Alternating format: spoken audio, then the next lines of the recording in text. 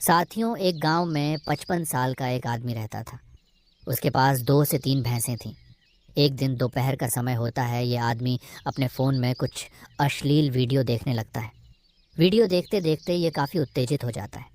अब ये आदमी अपने आप को बर्दाश्त नहीं कर पाता है। थोड़ी देर के बाद इसकी 21 साल की जवान बहू वहाँ पर आ जाती है।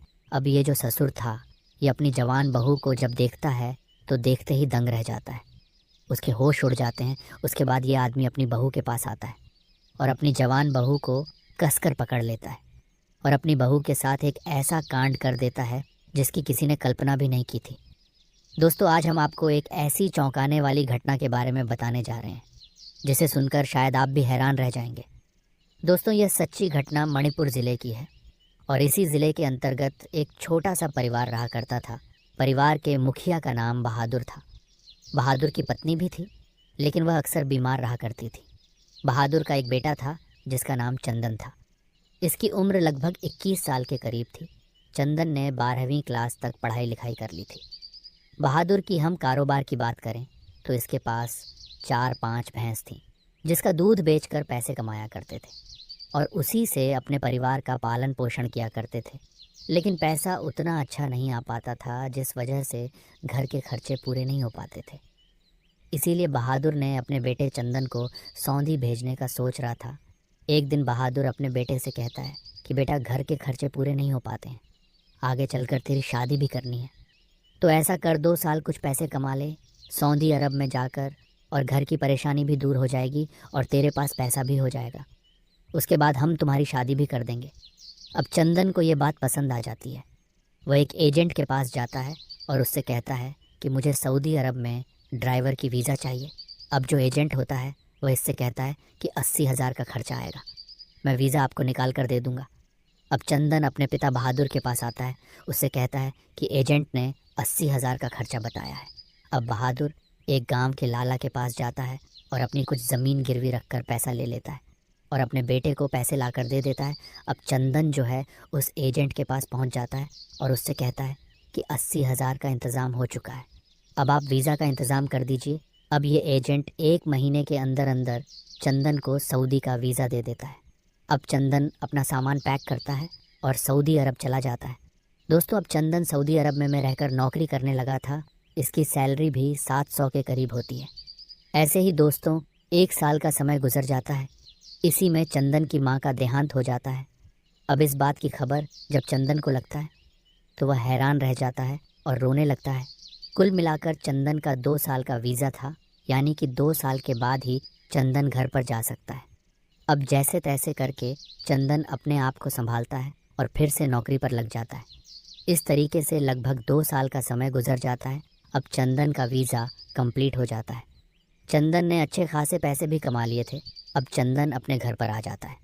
वह अपने पिता को जब अकेला देखता है तो सोचता है उसके पिता घर पर अकेले रहते हैं। घर पर काम करने की काफ़ी दिक्कत हो रही थी, इसीलिए वह अपनी शादी करने का फ़ैसला कर लेता है। चंदन अपने पिता से कहता है कि वह शादी करना चाहता है। अब इसके पिता इधर उधर लड़की देखना शुरू कर देते हैं। कुछ दिन के बाद एक लड़की का रिश्ता आता है। इस लड़की का नाम अनीता था। इसकी उम्र लगभग 21 साल के करीब थी। अनीता देखने में बेहद ही हसीन और खूबसूरत थी। अब अगले दिन ही बहादुर अनीता को देखने उसके घर पहुंच जाता है और जब बहादुर अनीता को देखते हैं तो एक ही नज़र में उसको पसंद कर लेते हैं और अपनी जेब से 1500 निकालते हैं और शगुन के तौर पर अनीता के हाथ में रख देते हैं और उससे कहते हैं कि बेटा, आज से तुम हमारी बहू हो। फिर चंदन और अनीता का रिश्ता पक्का कर दिया जाता है और 2 महीने के अंदर अंदर इन दोनों की शादी हो जाती है। अनीता चंदन की दुल्हन बनकर इसके घर पर आ जाती है और अपने पति के साथ बड़े अच्छे से रहने लगती है। इस तरह लगभग 3 महीने का समय गुजर जाता है। एक दिन चंदन के शेख का फ़ोन आता है और वह इससे कहता है कि चंदन, तुम्हें अर्जेंट सऊदी अरब आना पड़ेगा, क्योंकि मेरी फैमिली कहीं बाहर जा रही है और गाड़ी चलाने वाला कोई है नहीं, इसीलिए तुम्हें अर्जेंट नौकरी पर आना पड़ेगा। अब चंदन जब अपने शेख की यह बात सुनता है तो दंग रह जाता है और सोचने लगता है कि अभी अभी तो उसकी शादी हुई है, वह अपनी पत्नी को छोड़कर इतनी जल्दी कैसे जा सकता है। लेकिन दोस्तों, नौकरी का सवाल था, कर भी क्या सकते थे। अब चंदन जो है ये बात अपनी पत्नी अनीता से कहता है तो अनीता उससे कहती है कि अब इसमें क्या कर सकते हैं, अगर आप जाना चाहते हो तो बेशक चले जाओ। अब चंदन जो है अपना सामान पैक करता है और फिर सऊदी अरब नौकरी करने चला जाता है। अब अनीता घर पर अकेली हो जाती है। अनीता सोचती है कि वह अगर अपनी माँ के घर पर चली जाएगी तो इसका ससुर अकेला हो जाएगा। घर का कामकाज कौन करेगा, ससुर जी को खाना बनाकर कौन देगा। इसीलिए अनीता अपने आप से फैसला करती है कि वह अब भी अपनी माँ के घर पर नहीं जाएगी। अनीता का ससुर बहादुर सुबह सुबह भैंसों को चराने जाता था और दोपहर तक वापस आ जाता था। बाकी टाइम वह फ्री रहा करता था। इसीलिए उसने एक एंड्रॉयड फ़ोन ले रखा था जिसमें वह कुछ रील्स और मूवीज़ वगैरह देखता था, जिससे उसका जो समय था वह कट जाया करता था दोस्तों। इस तरीके से 5 महीने का समय गुजर जाता है। अब जो अनीता थी उसे अपने पति की याद आने लगी थी। उसको अकेलापन महसूस होने लगा था। अब वह हमेशा अपने पति को याद किया करती थी, लेकिन वो कर भी क्या सकती थी। जैसे तैसे करके वह भी मन मार के रह जाया करती थी। एक दिन दोपहर का समय था। बहादुर अपने कमरे में लेटा हुआ था और अपने फ़ोन में कुछ अश्लील वीडियो देख रहा था। वीडियो देखते देखते ये काफ़ी उत्तेजित हो जाता है।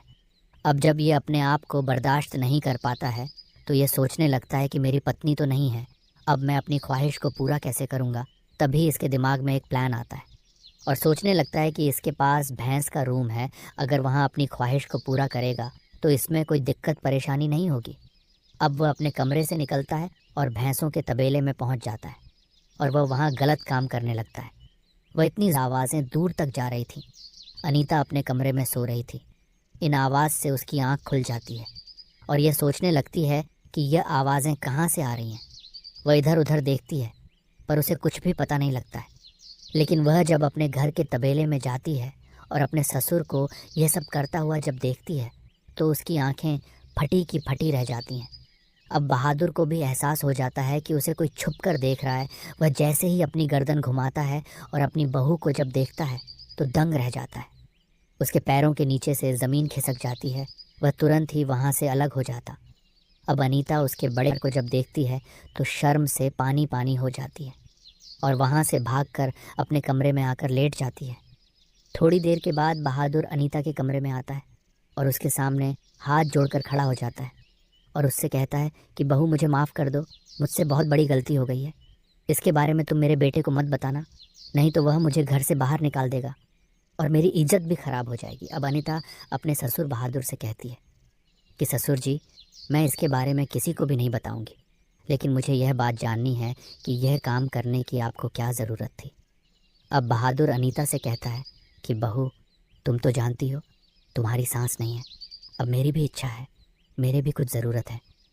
अगर मैं इस उम्र में शादी करता हूँ तो लोग मेरे ऊपर थू थू करेंगे, इसीलिए मैंने सोचा कि मैं इसी से ही काम चला लूँ। अब अनीता अपने ससुर की जब यह बात सुनती है तो मुस्कुरा देती है और अपने ससुर से कहती है कि ससुर जी, तुम यहाँ से चले जाओ। अब बहादुर जो था वह अनीता को देखकर मुस्कुरा के उसके कमरे से निकल जाता है। दोस्तों, अब अनीता जब भी अपने ससुर के सामने जाया करती थी तो उसे देखकर मुस्कुरा दिया करती थी और अजीब अजीब इशारे भी किया करती थी। अब इसके ससुर को यह समझते हुए देर नहीं लगती है कि आखिर चाहती क्या है, उसकी ख्वाहिश क्या है। एक दिन इसका ससुर बहादुर अपने कमरे में बैठा हुआ था। अनीता अपने ससुर के लिए खाना लेकर पहुंच जाती है और अपने ससुर को देखकर मुस्कुरा देती है। अब इसका ससुर समझ जाता है कि आखिर अनीता चाहती क्या है। वह तुरंत ही अनीता को दबोच लेता है और अनीता को बेड पर पटक देता है। फिर वह अपनी बहू के साथ संबंध बनाने लगता है। वह इतनी ज़ोरदार तरीके से संबंध बना रहा था कि अनीता की हालत ख़राब हो रही थी। इन दोनों सिसकारियाँ पूरे रूम में गूंज रही थी। आज उसे वह चरम सुख मिल रहा था जो उसके पति से कभी नहीं मिला था। लगभग 2 घंटे तक इन दोनों का यही काम चलता है और जब दोनों थक जाते हैं तो वहीं पर लेट जाते हैं दोस्तों। अब इन दोनों को जब भी मौका मिलता था ये एक दूसरे के साथ अपनी अपनी ख्वाहिशों को पूरा कर लिया करते थे। इस तरीके से 6 से 7 महीने का समय गुजर जाता है। अब अनीता जो है वह प्रेग्नेंट हो जाती है। एक दिन अनीता अपने घर के बाहर बैठी हुई थी। तभी आस पड़ोस की महिलाएं इसके पेट को जब देखती हैं तो वह दंग रह जाती है और ये सोचने लगती है कि अनीता का इतनी जल्दी पेट कैसे बढ़ सकता है, जबकि इसका पति 1 साल से विदेश में है। आखिर अनीता प्रेग्नेंट कैसे हो सकती है। वह समझ जाती है कि आखिर मामला क्या है। अब पड़ोस की ही एक महिला चंदन को फ़ोन करती है और उससे कहती है कि हमें तो लगता है कि तेरी पत्नी प्रेग्नेंट है। क्योंकि उसका पेट बड़ा लग रहा है। अब चंदन जब उनकी यह बात सुनता है तो बड़ा दंग रह जाता है और तुरंत ही वह अपने घर पर आ जाता है। जब अपनी पत्नी अनीता का पेट बढ़ा हुआ देखता है तो चंदन समझ जाता है कि वह 5 से 6 महीने की प्रेग्नेंट है। अब चंदन अपनी पत्नी से सवाल जवाब करने लगता है, लेकिन अनीता उसका कोई जवाब नहीं देती है। अब चंदन को गुस्सा आ जाता है, वह उसे मारने पीटने लगता है। अब चंदन का पिता बहादुर जो था, वह चंदन का हाथ पकड़ लेता है और उससे कहता है कि तू जानना चाहता है कि तेरी पत्नी के पेट में किसका बच्चा है, तो मैं तुझे बताऊंगा। फिर वह चंदन से कहता है कि तेरी पत्नी के पेट में मेरा ही बच्चा है। जब तू यहाँ पर था नहीं, तेरी पत्नी को भी अकेलापन महसूस होता था और मुझे भी अकेलापन महसूस होता था। इसीलिए हम दोनों ने फैसला किया कि हम दोनों एक दूसरे से अपनी अपनी ख्वाहिशों को पूरा कर लें। अब चंदन अपने पिता की जब यह बात सुनता है तो बड़ा दंग रह जाता है। उसके होश उड़ जाते हैं और तुरंत वहीं पर वह अपनी पत्नी को डिवोर्स दे देता है और फिर सऊदी अरब चला जाता है। अब अनीता जो थी उसे उसके पति ने तलाक दे दी थी। अब वह करें तो क्या करें। तभी वह अपने मन में फ़ैसला करती है कि उसके पेट में जो बच्चा है वह उसके ससुर का है, इसीलिए बाकी की ज़िंदगी वह अपने ससुर के साथ ही गुजारेगी। अब बहादुर जो था वह अपनी बहू से ही शादी कर लेता है। ये दोनों एक ही छत के नीचे वहीं पर रहने लगते हैं। दोस्तों, इस बात की खबर जब लोगों को पता लगी तो लोग यह सोचने पर मजबूर हो गए कि एक ससुर अपनी बहू के साथ ऐसा कैसे कर सकता है। दोस्तों, इस कहानी को सुनाने का मकसद आप लोगों को परेशान करना या आपका दिल दुखाना नहीं है, बल्कि आप लोगों को सचेत और जागरूक करना है।